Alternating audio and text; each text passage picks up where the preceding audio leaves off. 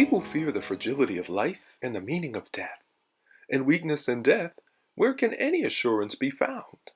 God gives believers in Jesus Christ an eternal, unseen place in Him that is guaranteed by the Spirit.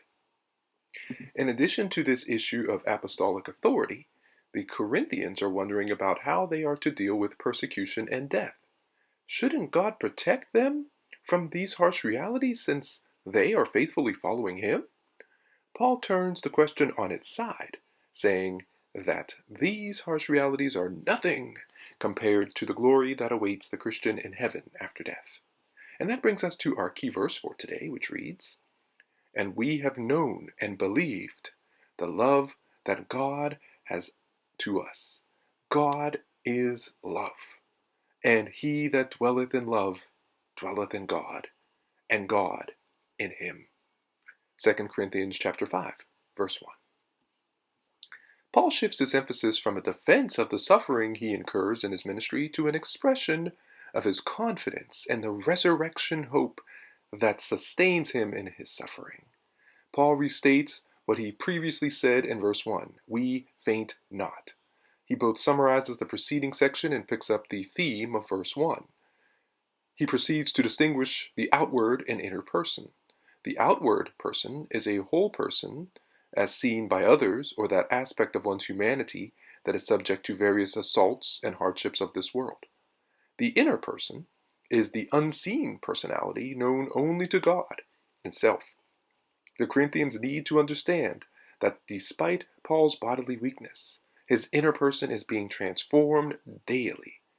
He then turns to the contrast between the present and the return of Christ, between this life and the life to come. The experience of daily renewal or recycling inspires the sure and certain hope of the resurrection life. Though the outer body may look weak, Christians are renewed by the power of God. Paul neither minimized nor glorified his sufferings. Instead, he had an eternal perspective. He took this pain in stride, looking at everything in light of eternity. He fixes his gaze not upon the things that belong to this age, but upon the things that belong to the coming age. As Christians, we must be careful not to base our hopes on the things we see. The unseen will endure when all else fails. While Paul speaks of the transformation of the mortal body in the last part of verse 4, it is the last part of verse 5 where he indicates how the preparation takes place. God prepares the Christian believer for transformation by giving us the Spirit as a guarantee, which is different from the final payment. How can the Spirit of God be God's pledge? It is clearly through His empowering the Christian's daily recreation or renewal. In other words, what the Spirit does in the present not only prefigures, but also guarantees His future completion of that work which He began. The Spirit daily renews us on earth, but we will fully renew, and the Spirit will fully renew us in heaven. For Paul, to live is Christ, and to die is gain. At the heart of Paul's desire to please the Lord is the awareness of an awaiting future judgment. While in the body, we must act in such a way so that we will be pleasing to God at the judgment.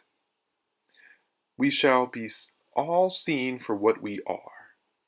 All believers will be stripped of our disguises, masks, and pretensions before the judgment seat of Christ. And that brings us to our lesson. Adversities can serve a definite purpose in our lives. C.S. Lewis, in his book, The Problem with Pain, says, "God whispers to us in our pleasures, speaks to us in our conscience, but shouts in our pain. It is God's megaphone to rouse a deaf world. While we still do not like pain in our lives, we must see the value that it plays. Think of someone who is going through tough times, and remembering our lesson today, let's think of ways we could encourage them.